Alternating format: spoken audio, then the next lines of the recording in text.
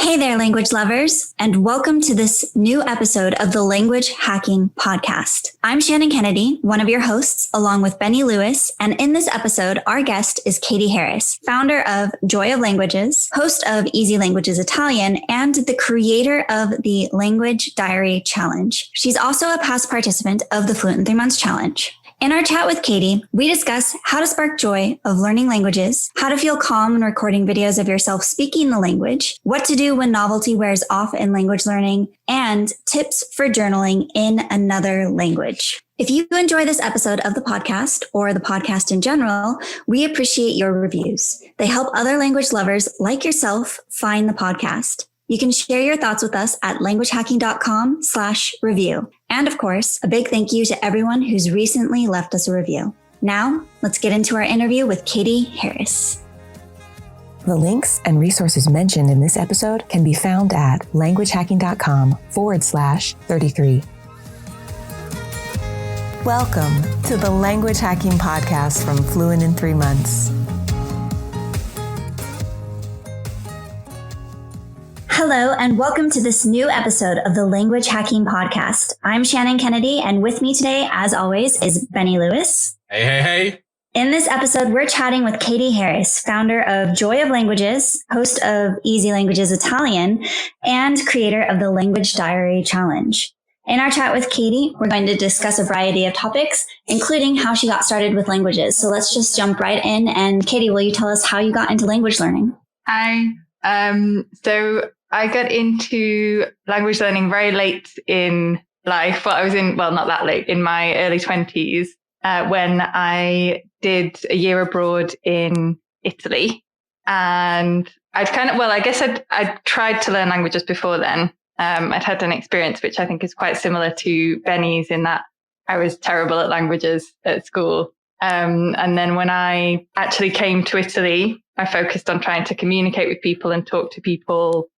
I'd seen people come back from years abroad who just spent the whole time with English speakers and came back not speaking the language. And I was kind of determined not to do that. So even though it was very awkward and difficult at the beginning, I kind of pushed myself to try and talk to people and set myself a rule where I couldn't have any friends who I spoke English with. And then after it being very, very awkward for a few months and me making lots of mistakes, I could eventually have a conversation fairly easily. And then after that, realized that languages are all about connecting with people and chatting with people. And that's what makes them really fun. So it's not about memorizing verb lists at school. It's about kind of going out there and building relationships with people in other languages. So after I'd done that in Italian, I realized it was really fun. And then I wanted to do it in other languages as well. So I tried in French. I started in French, and then I became conversational in French this time. Then I discovered the internet with italki. So I did it by chatting to people, and then did the same with Spanish, a little bit of German, and a little bit of Chinese. And in this time, you've built your own brand and your own website, the Joy of Languages. And I think it's an interesting way of looking at it, because for a lot of people, the idea of learning a new language can feel stressful and overwhelming. So what do you say to people to help them spark that joy of learning language? So I think there are a few things, a few aspects to it. I think the most important one for me is my kind of joy in learning languages is connecting with people. And I think that that's the way for a lot of people. So traditional methods of learning a language kind of take the joy out of learning a language for me. So things like trying to memorize difficult grammar rules and all of those kind of things. So focusing more on communicating with people, even if you make mistakes. But it could be different things for different people. Another thing for me is watching TV. I find that more enjoyable, for example, than trying to memorize loads of grammar rules. It could be, if you're learning Japanese and you love anime, then that could be a joyful way to learn a language. I think, with languages, there are so many different ways that you can learn.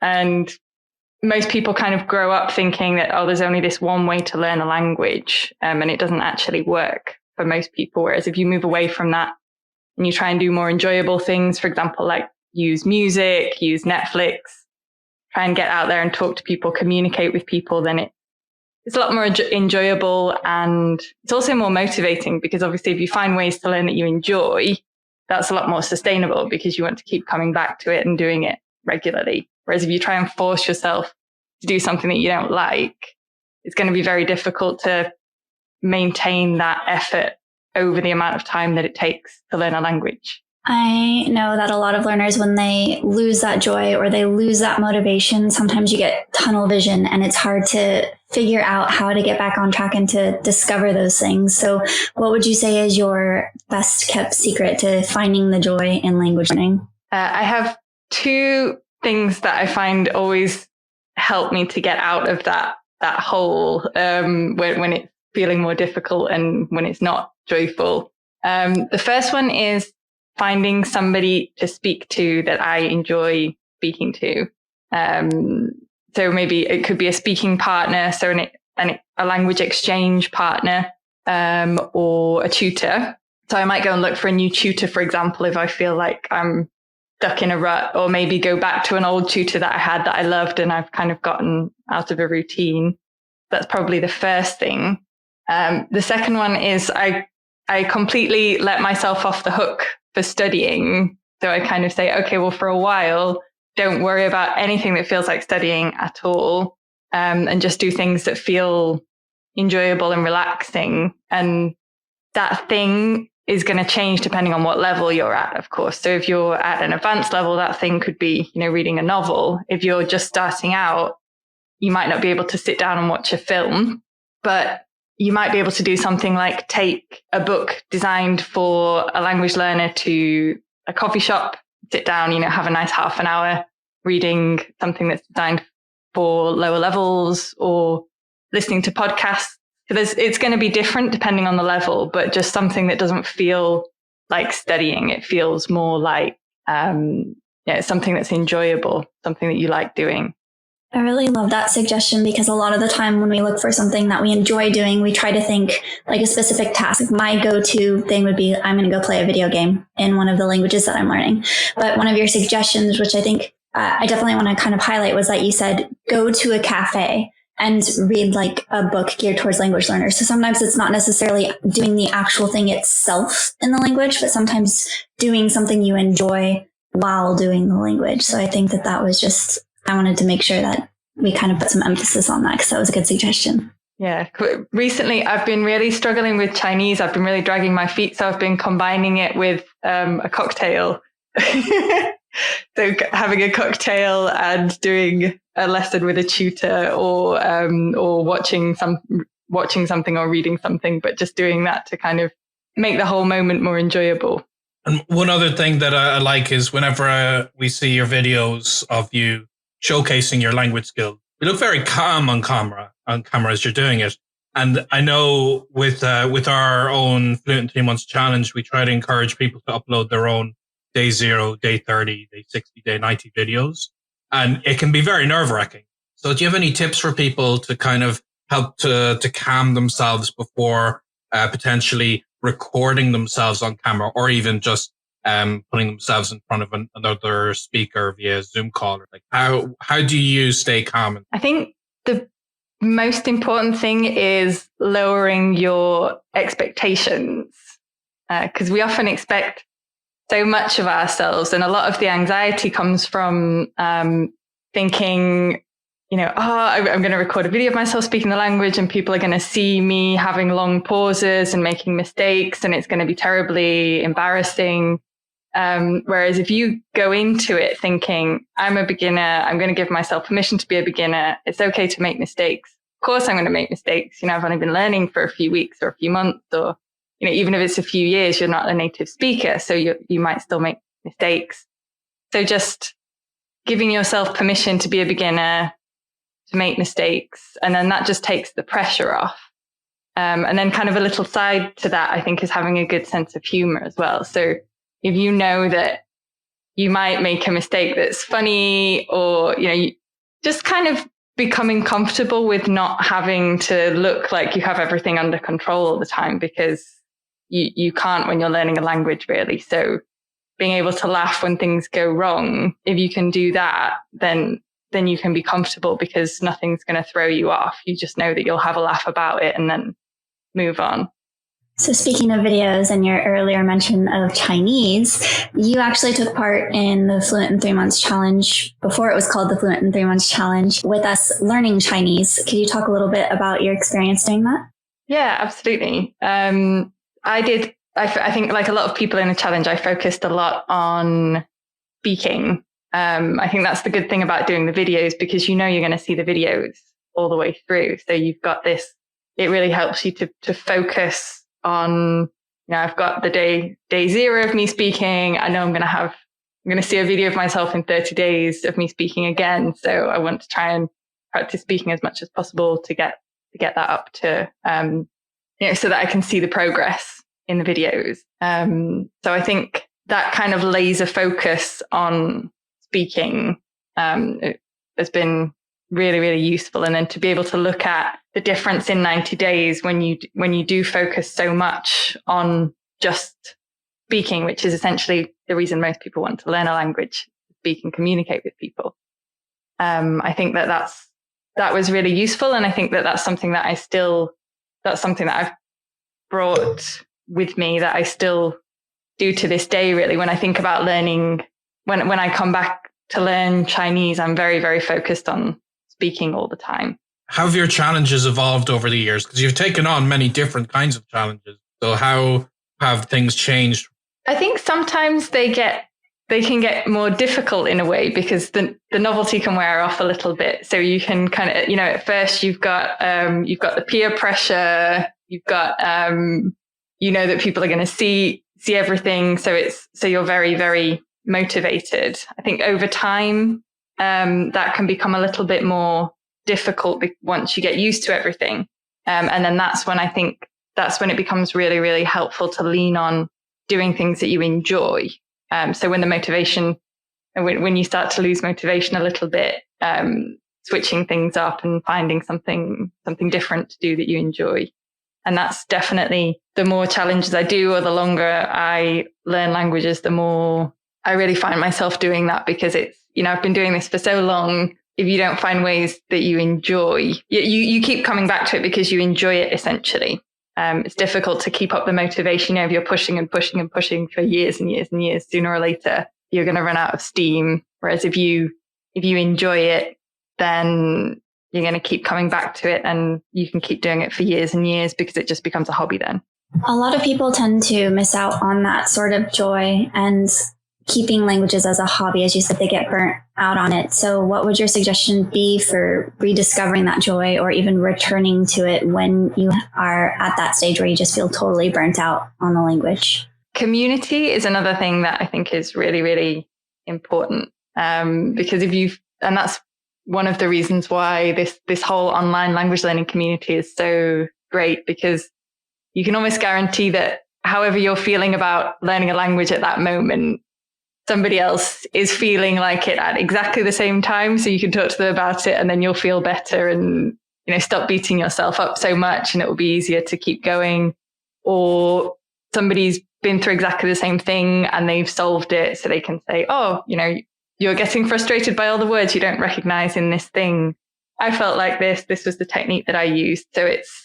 And just so both in terms of techniques and also moral support, I think being connected with a community is super important. Without that, I think it would be extremely difficult to keep up, keep going, keep learning new languages. And along the same lines as community, you've actually got this interesting process that you created your own hashtag, the Language Diary Challenge, and thousands of people started to upload to Instagram using this hashtag. So you kind of spearheaded your own community, as it were. So why did you just decide to create this Language Diary Challenge, and what's the story behind that? So it's actually I've passed the torch over to Sam Grigg, who's running it at the moment, and he's opened a whole new Instagram page for it, which is lovely. So you can go on there and you can see other people's, you can see he kind of highlights the most interesting ones and talks about different themes. And so the reason I decided to start it, I think, was just, Instagram is such a useful tool to kind of see what people are doing just in their daily lives. It's very easy to just kind of take a photo and write 2 or 3 sentences. And so for learning a language, to talk about your day, that's perfect, because you've got some kind of visual stimulus, which is a bit easier. It's not just like, write something from nothing. And it's also, because it's about your day, you're talking about your everyday life. So it's the idea of it being a diary in a way, because you're very likely to practice using words that will come up in an everyday conversation with people. So Instagram, I think, can be a really useful tool for that, both in terms of reading Instagram accounts in foreign languages, because there'll be lots of people, whether they're teachers or just natives, writing about their day. So you've got lots of lovely everyday language that will be useful in conversation, reading other people's, but then also, for example, in things like the Language Diary Challenge, or even just if you keep Instagram if you writing any Instagram posts in the language you're learning is great, because it's all everyday language that will be useful in conversation. I personally struggle to keep a journaling habit in my own language, let alone in another language. But I definitely see the value in doing it in both cases. So what would your advice be to someone like me who really wants to start doing something like this, but is struggling to pick up this new habit?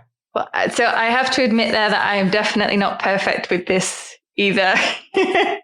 This is journaling in foreign language is one of those classic things that I'm really, really good at starting and then not great at maintaining. So I think part of that, I think, is definitely personality based. Like, there are some people who started the Language Diary Challenge at the beginning and they kept doing it every month for years. And I have so much admiration for people who have that kind of consistency.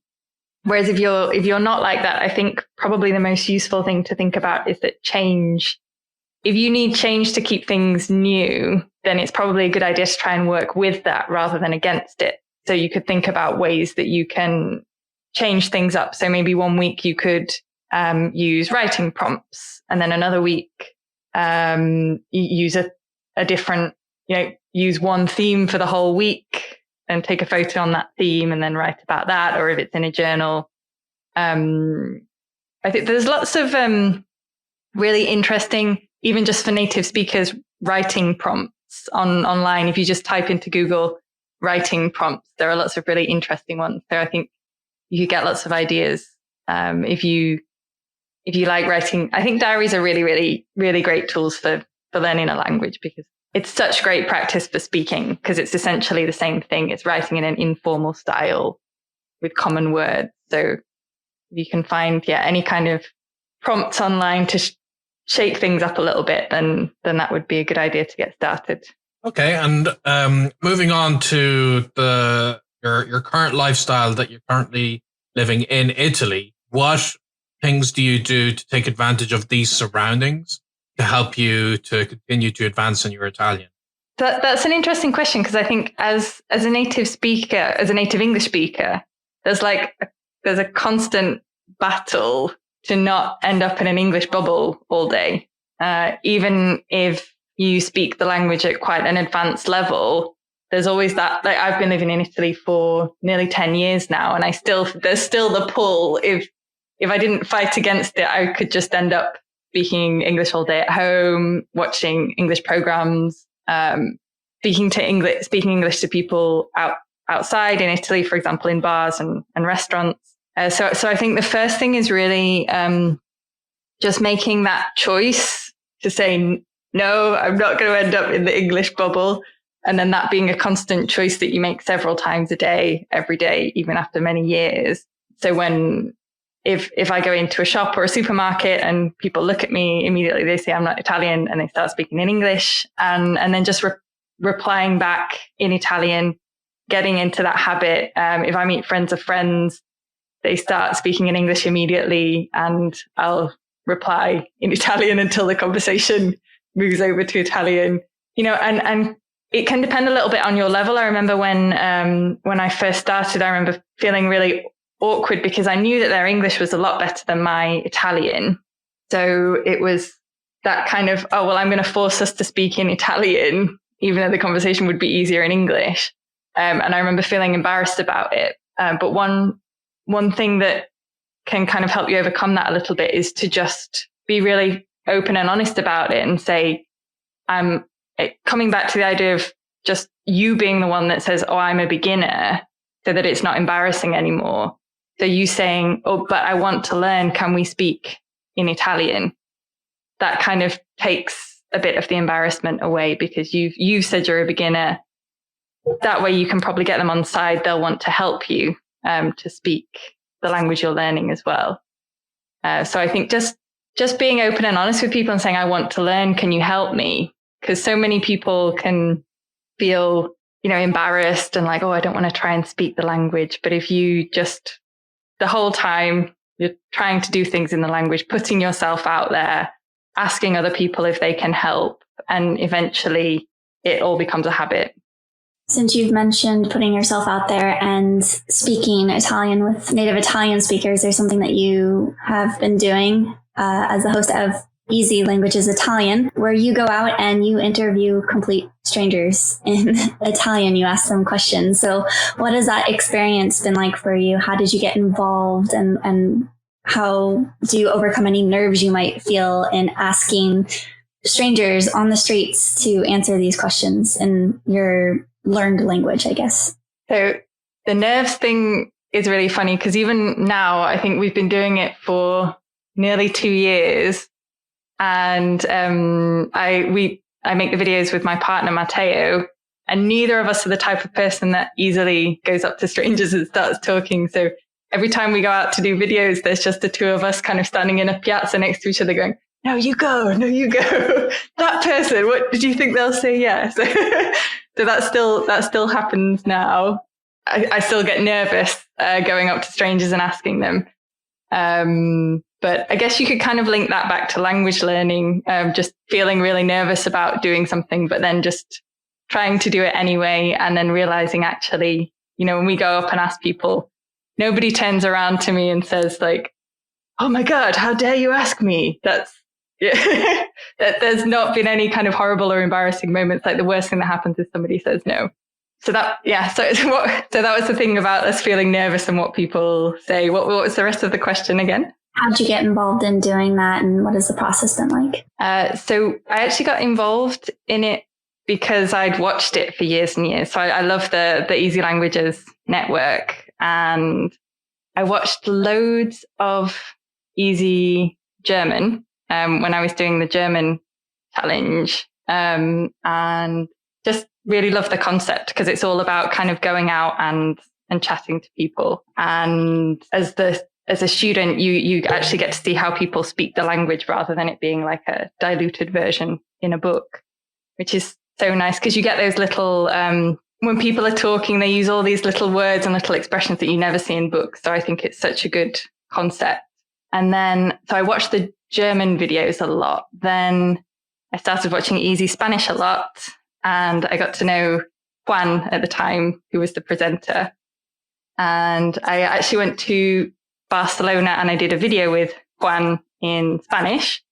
And afterwards we were chatting and we got to talk about Easy Italian. And at the time, Easy Italian had been a bit neglected. So there weren't many videos.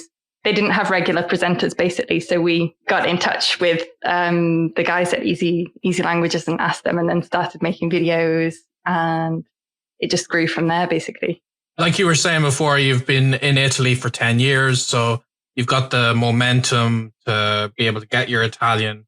Like you said, there's the temptation of an English bubble, but you've had this momentum with Italian. But at the same time, you've still been continuing with other languages. So on your website, you say you've dabbled in the likes of French, but we've seen you actually interview somebody in French. So how did you get your French to that level of being at, because, you've been talking about your Spanish and your German, but you've been able to actually interview someone in a language like French. So how did you reach that level? So I think mostly through focusing on listening and speaking.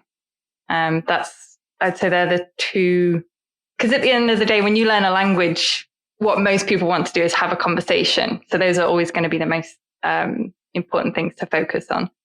I remember with French, I did get a grammar book and I worked through that at the beginning. But then very quickly from that, I moved on to try and use the language in real ways as quickly as possible. So listening, I watched so much French TV. As soon as I got to the point, it's difficult right at the beginning because it just kind of flies over your head. So you have to get to kind of an intermediate level. But as soon as I got to the level where I could roughly figure out what was going on some of the time, not even most of the time, but half the time, I just watched hours and hours and hours of French TV. That really, really helped get used to the natural way that French people speak.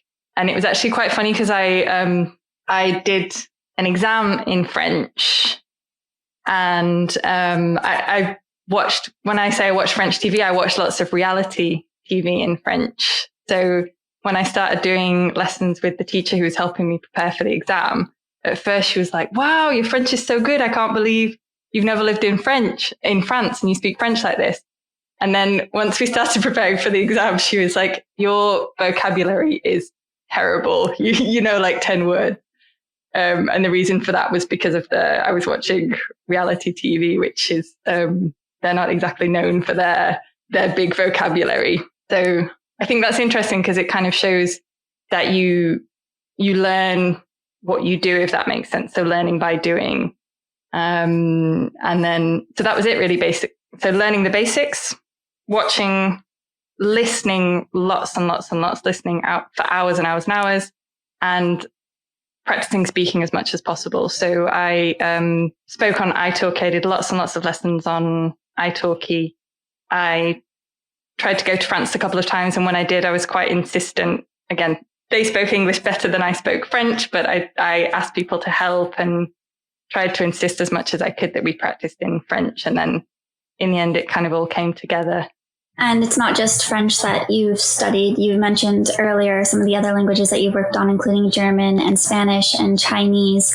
So what would your advice be to someone who's interested in learning multiple languages and maintaining them? For me, I think when you talk about multiple languages, I think the most important thing for me has been to make sure that I get past the level where you have to do things that feel like studying before I move to another one. For example, with French, I waited until I got to the point where I could continue learning or maintain the level I was at by doing things like reading books, watching TV, speaking to people. So I didn't feel like I had to study it anymore.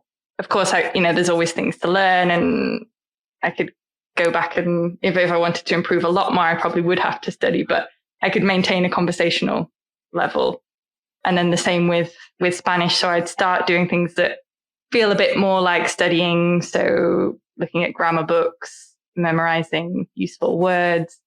But then once I'd got to the point where I could maintain the level of Spanish by doing fun things, then I'd move on to another language. Because I feel like I don't have the motivation to learn two languages when it feels, that stage where it feels so hard, like you're trying to speak, but the words don't come out. You can't have a conversation, doesn't feel relaxed yet. And all of the words fly over your head if you try and listen to a film or something. And most of what you're doing is kind of studying from books. I wouldn't have the motivation to do that in two languages. I think I would just find it very, very frustrating. Yeah, I'm the same. Whenever someone asks about learning multiple languages, I always say that until I've reached that B2 level myself, the genuine beginnings of fluency, that there's too much of a spillover for my other languages. I can't really separate them in my mind. I definitely agree with that. There are some people, of course, who can learn multiple languages at beginner level at the same time. But like yourself, I don't have that motivation. I only have energy for one language as a beginner at a time. And that's how you get to multiple languages at high level. So I'm curious to hear, with all these projects you have, what's in your future? What do you plan for the next year or so with your language learning experiences? And with Joy of Languages? What's coming up for you?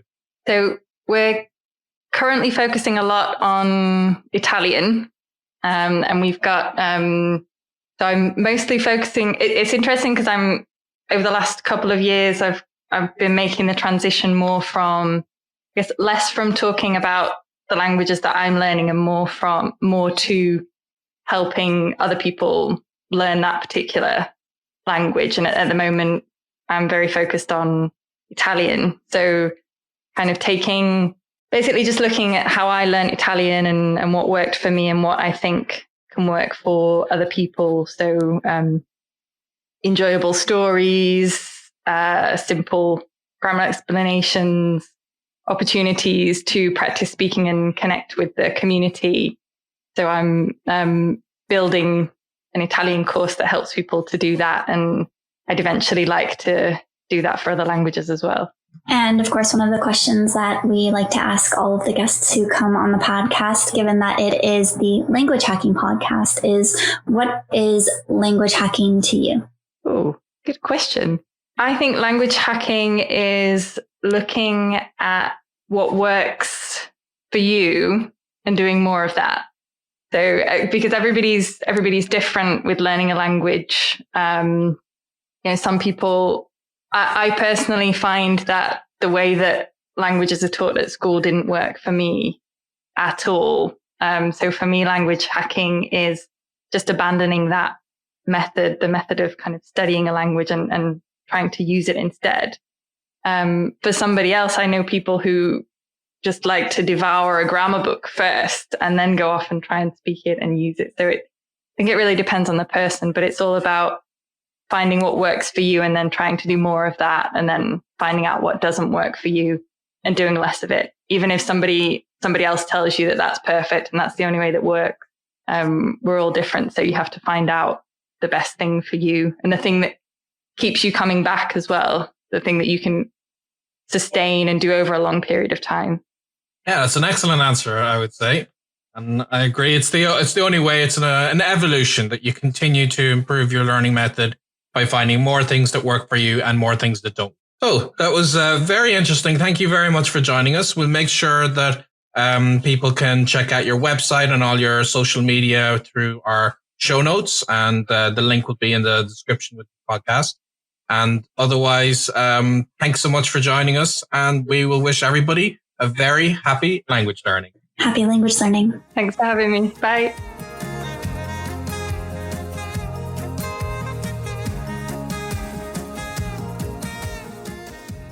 So at the end of every episode, Benny and I like to discuss a takeaway that we got out of the chat that we had with our guest.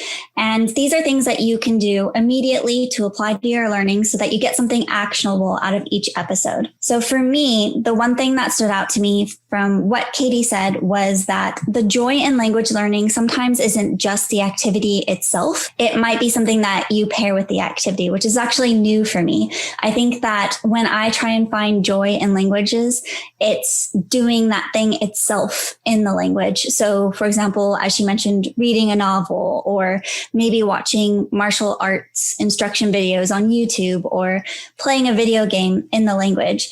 And for me, this is often something that I've reserved until a little bit later in the language because you need to obviously be a certain level in the language to do those sorts of things. So when I've experienced burnout or maybe lost the joy in a more beginning language, I've kind of been stuck as to what to do. But her idea of perhaps pairing a cocktail or going to a cafe, doing something that you like while doing the language, not necessarily in the language, but just doing those two things side by side was a suggestion that really resonated with me. What about you, Benny? Yeah, I really liked that suggestion as well. And one thing that for me personally really stood out is something she said about the language diary and using Instagram. And I've gotten into this trap myself I want to use Instagram. I have other accounts for other languages and I want to start posting to those. But I fall into, I'm usually not so bad with perfectionism, but I fall into that trap. And I start to think, it needs to be the perfect image. I need to write an amazing caption. And she said that whenever she thinks of posting a diary to Instagram, it's just taking a picture of what you're doing, and writing a couple of quick sentences. And it really is that simple. And there's a great community on Instagram of language learners. And I know a lot of people listening may have the same problem I have of overthinking it and not posting because they want it to be the perfect post. But try to think of it more like a diary challenge, that you're just taking a picture of something and putting a quick description up. And that will get you into the momentum of things. You do not need to have, do research to find the perfect filters and find out exactly which hashtags to use. You can just use it as a tool to take a quick picture and share a quick story. And that'll help to motivate you as you see the language learning community online and join with them. That would be my bigger takeaways from our chat. Just to add to that too, if you're really nervous about the post being perfect or about mistakes you might make, you can always share it to your Instagram stories, still using the hashtag, as opposed to sharing it to your actual feed. So that way it's only there 24 hours. If there are mistakes, they're not permanent. No one's going to see them forever.